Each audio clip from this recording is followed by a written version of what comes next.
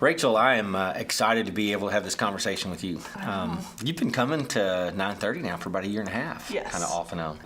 Why don't you start by kind of giving us a picture of what it was like growing up for you? Now, what was your family life like? What was it like, where you began to understand who Jesus is? Right. When I was very little, I had an immense love for God. I mean, I was just walking up to strangers saying, you need Jesus. He's the way, the truth, and the life. And I don't think I had a full understanding of it, but I just knew, I just had that faith already.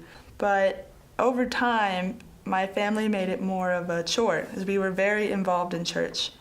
And it became less about our relationship with God and more about the expectations of the church. I would say maybe 4 years ago, I went to a church camp, and I thought I had it all right. I thought I was getting back on track, that I had figured it all out.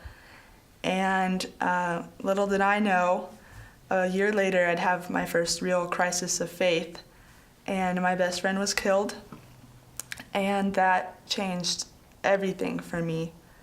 And so I was kind of forced to drop everything I knew, because everything I had known wasn't helping me get through it.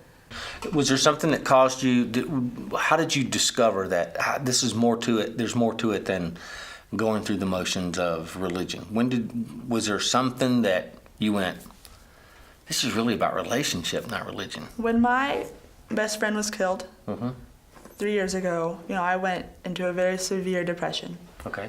And because of this chronic depression, I tried all different aspects of the bad lifestyles, to find comfort and security. And every now and then I would try to go to church. It wouldn't really work. I would always backfire. I'd always find something wrong with it.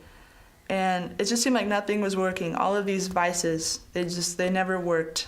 And I really sat down for the first time in 3 years and looked back and realized how bad off I had gotten, and how I had used all these other things that I had no real emotional attachment to find that comfort. Then, while it was maybe momentary, nothing gave me lasting security. And I mean, just kind of cliche, the whole looking in the mirror thing, but I really did. I went in the bathroom, I looked in the mirror and said, enough is enough. I need that emotional support that I never got in the last 3 years.